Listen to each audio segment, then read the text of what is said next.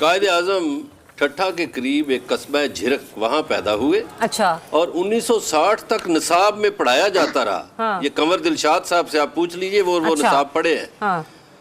قائد اعظم کو پھر کیسے کراچی پیدا کیا گیا؟ حیدرآباد ایک کمشنر صدیقی صاحب آئے, انہوں نے کہا بھائی بس قائد اعظم کو کراچی پیدا کرنا. پاکستان کا یوم آزادی جو ہم 14 اگست کو مناتے ہیں 1955 تک 15 اگست کو مناتے تھے. نہ کریں. تاریخ ہماری بڑی دلچسپ رہی ہے اور 75 سال گزرنے کے بعد ہم پاکستانیوں کو یہ معلوم ہوا کہ جو ہمارا لاہور کور کمانڈر ہاؤس ہے وہ ایکچول میں جناح ہاؤس ہے. لیکن برلاس صاحب ہمارے نالج میں کچھ اور بھی اضافہ کرنا چاہ رہے ہیں. وہ یہ کہنا چاہ رہے ہیں کہ قائد اعظم بانی پاکستان تو کراچی میں پیدا ہی نہیں ہوئے. برلاس صاحب ذرا جملہ مکمل کر دیجیے گا. پھر قائد اعظم ٹھٹھا کے قریب ایک قصبہ جھرک وہاں پیدا ہوئے. اچھا. اور 1960 تک نصاب میں پڑھایا جاتا رہا. یہ قمر دلشاد صاحب سے آپ پوچھ لیجئے وہ نصاب پڑھے ہیں.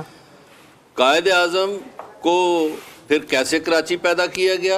حیدرآباد ایک کمشنر صدیقی صاحب آئے, انہوں نے کہا بھائی بس قائد اعظم کو کراچی پیدا کرنا ہے. فارم 47 بنایا گیا تھا. جھرک کی وجہ سے بےزتی ہوتی تھی. اسی طرح آپ دیکھیے کہ پاکستان کا یوم آزادی جو ہم 14 اگست کو مناتے ہیں 1955 تک 15 اگست کو مناتے تھے. نہ کریں.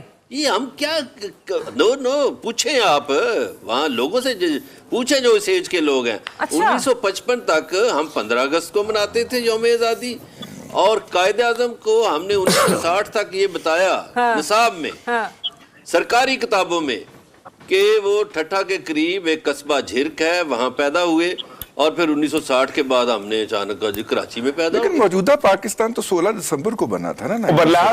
برلاس یہ بھی بتاؤ کہ ہمارے ایک بہت بڑے لیڈر ہیں وہ پیدا کسی اور مہینے ہوئے, پھر انہیں بتایا گیا کہ نہیں آپ کو 25 دسمبر کو پیدا ہونا ہے. وہ میاں نواز پھر ان کی ڈیٹ آف برتھ 25 دسمبر رکھی گئی. وہ تو جولائی میں شاید ہوئے تھے. مطلب شروع سے میاں نواز جولائی میں میاں نواز شریف پیدا ہوئے, بعد میں 25 دسمبر کر دیے گئے. مطلب یہ بتایا گیا کہ نہیں آپ نے 25 دسمبر کو ہونا ہے. یہ کہانی بھی آپ نے قائد اعظم ثانی بننا ہے 25 دسمبر کو پیدا